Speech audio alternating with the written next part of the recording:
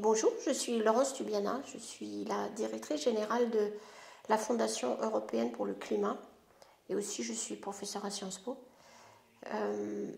Pour moi, l'environnement, c'est un engagement de très longue date et comme professeur, mais aussi comme activiste et parfois aussi dans la politique, je me consacre à ça. Et c'est pour ça qu'à Perpignan, je vais participer aux rencontres pour un monde nouveau.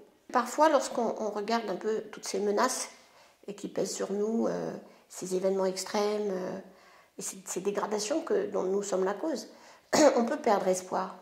Et en même temps, regardons un peu en arrière, où nous en étions il y a 20 ans, 30 ans, où ces questions étaient totalement ignorées, où on avait l'impression qu'on n'avait pas de réponse et qu'on ne pouvait, à l'échelle personnelle, à l'échelle collective d'une nation, rien faire. Et maintenant, on se rend compte que pas du tout. On peut, par nos comportements, je prends un exemple simple, celui de notre alimentation. On sait que si on va progressivement, et c'est bon pour notre santé, consommer beaucoup moins de viande, on contribue de façon très importante, mais vraiment très importante, à tous ces biens communs de l'environnement. C'est aussi la manière de se transporter, la manière aussi de vivre plus sobrement, d'arrêter de surconsommer, toutes sortes de choses qui sont tout à fait envisageables. Et puis c'est aussi dans la manière de porter cet engagement, de manifester, d'écrire, de pousser, de demander au gouvernement, aux entreprises, à tous les acteurs économiques, de rendre des comptes. Donc vous voyez, il y a un grand espace d'action pour les citoyens. Et encore une fois, il est tout à fait encore temps. Donc pour moi, l'action pour l'environnement, c'est maintenant, parce qu'il est encore temps. Et c'est cela que je voudrais vous transmettre.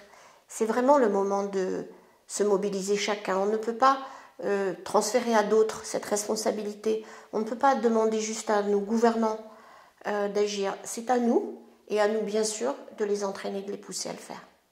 Et puis on se rend compte qu'il faut pouvoir élaborer des solutions qu'on ne connaît pas toujours. Il faut pouvoir imaginer. Et ça ne se fait pas dans l'abstrait, ça se fait dans des lieux particuliers et à l'échelle de territoires particuliers. Et en Occitanie, il y a beaucoup de choses à faire. Dans l'agriculture, dans la pêche, dans l'éducation, dans la recherche, enfin, plein de choses. Et ce n'est pas en déléguant à je ne sais qui, à Paris, qu'on pourra prendre des décisions et innover dans les solutions. Donc les territoires, c'est l'endroit où ça se fait, tout simplement. C'est l'endroit où ça s'imagine. C'est l'endroit où on peut négocier ensemble, où on peut trouver des consensus et trouver la force d'agir ensemble. Ça ne peut pas se faire à une autre échelle. C'est pour ça qu'en plus, avec cette révolution de l'information dans laquelle nous vivons, on voit bien qu'il faut reconstituer des liens pour pouvoir travailler et faire ces changements. Les changements, ça ne se décide pas par en haut, et on le voit tous les jours.